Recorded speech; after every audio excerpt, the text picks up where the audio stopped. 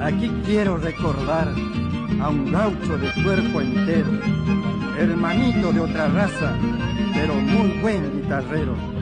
Tiene tres debilidades que lo siguen como peste: la guitarra, las mujeres y su pago del noroeste.